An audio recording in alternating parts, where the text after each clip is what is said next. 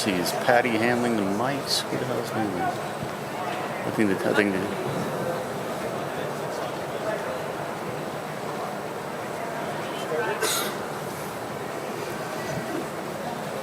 Bill, I want to give you thoughts on the fight. Testing. Absolutely. Is he speaking in the mic or what is he? Yeah. The mic's live. The mic's live. What is he? Can he go in? Testing, 1, 2. I mean, did y'all like what y'all saw tonight? Huh? Yes, sir. Yes, we did. Thank you a lot for making all this happen for us. We believe that there's no way we could be doing it. We have a vision, and that vision comes from God. And Devin has been doubted. I mean, and he keeps proving you wrong. I hate to say it, but I mean, there were so many people that I hope that you stay over there because it's motivation for us. If you think that, doubting us and doing it's motivation. I'm so proud of him, and that's all that I'm going to say. Eddie, Eddie, listen, okay? And if anyone asks any questions about someone named Connor Wynn, and I say, Connor, when is he going to get a belt? When is he going to do what Devin has done? If you're going to put him in the same name and the same time, you know what I mean? There's a lot of tremendously talented fighters that deserve a shot. Boots Ennis and Virgil Ortiz keep arguing back and forth. Boots can't get a shot. How would you jump over Boots to come to 147 when you and a family that's great as we consider ours is? You know what I mean? So give the champ his well-due respect, and let's keep it, you know what I mean, in congratulatory fashion. Thank you. In the build-up to this fight, Jolie here for Fight Hub TV. Devin, in the build-up to this fight, a lot of the talk was about Brian Norman Jr.'s power. Did you feel that in the ring tonight? Yeah, Brian Norman, I thank him for the opportunity, for giving me a shot at the world title. My dad put together a great game plan, and my team put together a great game plan to, handicap him and, to, not feel his power as much as possible. And, I don't want to disrespect him or, say anything bad about him because he gave me the opportunity. And I'm able to be world champion and be the man of the division like I once was before at 135 and 140. So, I want to just keep it, super respectful for him and his team because they made me world champion again today. Devin, congratulations. Your last fight against Jose Ramirez, it was a defensive masterclass. It was more defensive than you were tonight. Do you think you needed kind of that win after the Ryan Garcia fight to be as dominant as you were tonight? Yeah, like I told y'all before, my dad and my team put together a game plan, and I just execute the game plan. It's not about, every fight, I don't fight everyone the same. So they put together a game plan for Jose Ramirez, and I went in there and I did that game plan. They put together a game plan for Brian Norman, and I went in there and executed that game plan. It's not about, nothing about the Ryan Garcia fight. I'm just following the game plan to win, and that's what I did. So the game plan that I needed to win tonight was the game plan that I did. It wasn't the same game plan for that they put together for the Ramirez fight. Every fighter, we fight different. I didn't fight Loma the same way that I fought Brian Norman. I didn't fight Brian Norman the same way I fought Regis. I got a great team, and this is not our first rodeo. We're not new to this. This is not the first time that we've been here. So, yeah. Bill, Assalamu alaikum. First of all, congratulations. Bill, in a perfect world, if Ryan Garcia beats Barrios at 147, would that be the dream matchup for him and Devin to run it back, both with 2 belts on the line? It's no secret that, we have a rivalry with that team that goes back to the amateurs. So, you know what I mean? We have unfinished business. I will never say that he's not somebody that's on our radar, but being clean and being a clean fighter, you know what I mean? We want to make sure that that's intact. And, I've never shied away from our bad blood with Henry Garcia and that whole team. Congratulations. Assalamu alaikum. Mashallah, tabarakallah, well done. Huge congratulations to you both. Obviously, you reverted to Islam a little while ago. I'm really curious to find out about how Islam has changed you in terms of your character, your life, even how it has impacted you on your training and your boxing. Yeah, walaikum assalam. And Islam has changed, me and my family's life. A lot of people around me.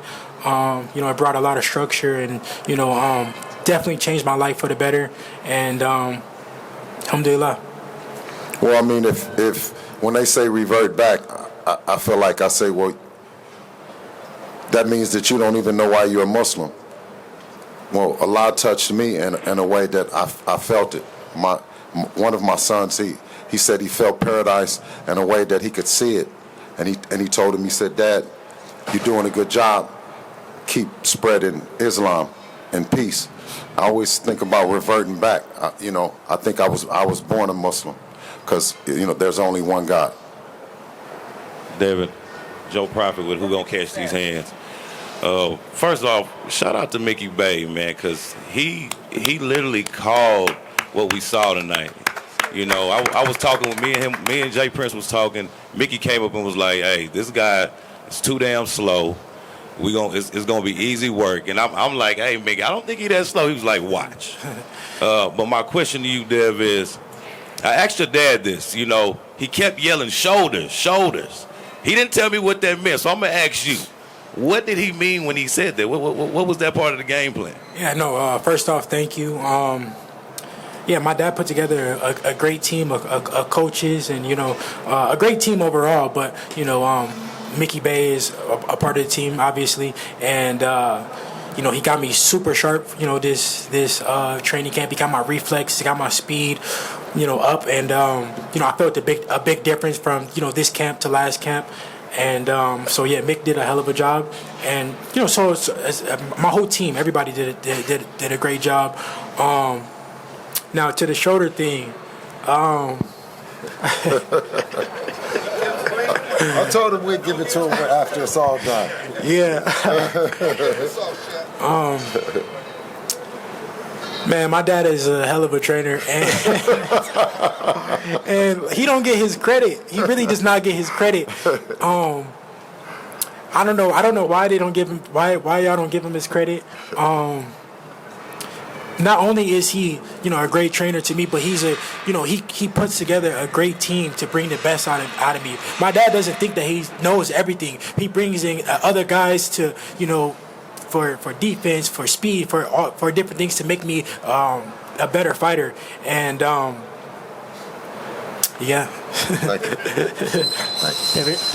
just down here. There were also times in the fight where your dad said you can beat this guy with one hand. And you obviously dropped him with the right hand, but the jab was the difference maker. Were you almost trying to prove a point, or was it just something that came? Yeah, what I wanted to do was part of the game plan was to go in there and shock him early. I wanted to shock him early. I wanted him to feel me and to know that that I was in there and I wasn't playing.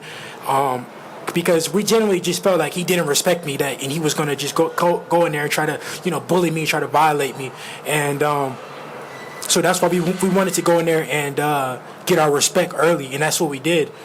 But I wanted to also get on him, hurt him, and then get on my jab, and then I wanted to keep surprising him, and that's what I kept doing. I would hurt him, hit him with big shots, and then surprise and get back to my jab, and then when he would think that I would jab, then I would come in and throw big punches. You certainly looked a lot more confident tonight. Would you say Devin Haney is back?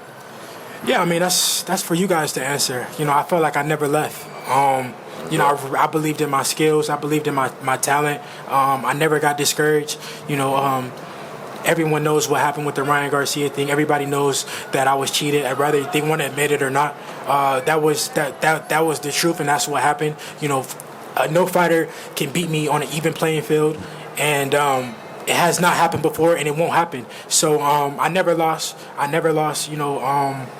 I never lost confidence. I trusted in my skills. I got back to the drawing board. I was training, in the dark. I was preparing. A lot of people was writing me off, counting me out. But I kept my head down. I stayed working. I had a good team behind me. My family, kept me motivated, and it all paid off tonight. Well, I have a question. One of the cards was 115, 113. Do you guys agree with that?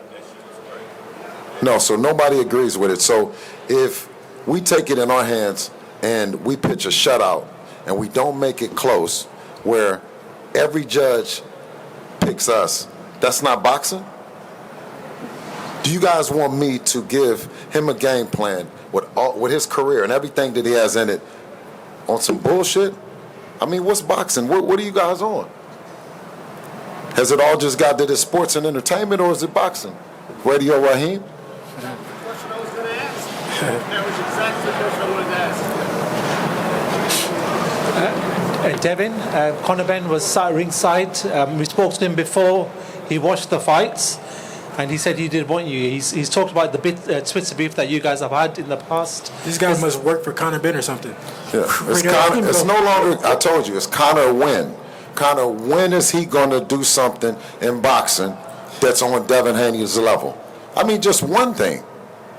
Before you start talking to us, man, we did the stadium in Australia. So that doesn't, we did that for Undisputed. We did Lomachenko. But y'all don't understand that. I will fight anybody. I don't care. Like, I really don't care. It does not matter to me. I will fight whoever it is. Whoever y'all put in front of me, it does not matter. Whoever y'all say is a guy, it does not matter. I say he's not the guy, champ. But that's just no. I'm saying, but the type of fighter that I am, I don't care. Like, I really don't care. He really doesn't. No, he really doesn't. That's the thing with me and him. I saw you moving in and out and having success right from the start of the fight. But I heard your father saying, stay in the pocket, stay in there, stop moving out.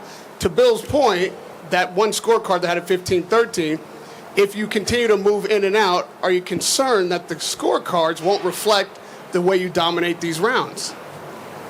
No, I wasn't thinking. I thought I was winning every round easily, so I wasn't really thinking like that. The fight was even close. That wasn't my. It really wasn't my concern. Like, if the fight was like, if what I was doing wasn't being counted or whatever. I was surprised when I heard the scorecard. Bill, were you saying that so that Devin could make the statement that he would fight in the pocket and not need to move and box to win the fight? Shout out to Floyd Sr., as well as Mickey Bay, but, Roger Mayweather, Eddie Mustafa, Roy Jones, you know what I mean, who we were, we did the, stayed, what was it, 60? Smooth 60, right? From Roy Jones. We learned a lot of things from some of the great professors in the game. And I'm saying this, that we can do what we want to do in there. He can handicap a fighter in a way that he's not going to do what he does best on that night when you take it away from him. What happened to pugilism? I'm saying is, if we pitch a shutout, that's the part of boxing. But it seems like that you guys want it to be close. You want us to do everything to jeopardize the O. But what happened to the left hook, though? Yeah. Everybody said that he had a left hook, and I was a sucker for a left hook, and he was this big knockout puncher, and my jab, he was gonna cook off my jab. He hit me with one left hook. But then listen. So we try for one time. We go in there with Ryan Garcia. We fight the fight with him against the Wilson. He fights in there. He gets dropped 3 times, and he gets up 3 times to fight, and then comes back to. I mean, which one do you want?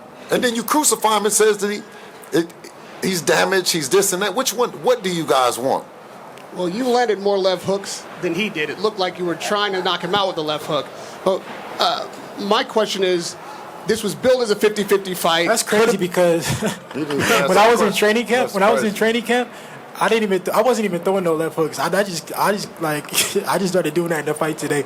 And my dad, he didn't really want me to be throwing left hooks, but I don't know. I don't know. I just seen hooks, so I wanted to hook him. This being billed as a 50-50 fight, you talking about how easily you got to the victory. Now that it's done, with respect, what mistakes was Brian Norman making that made this fight so easy? I like Brian Norman. I thank him for the opportunity. I'll tell you.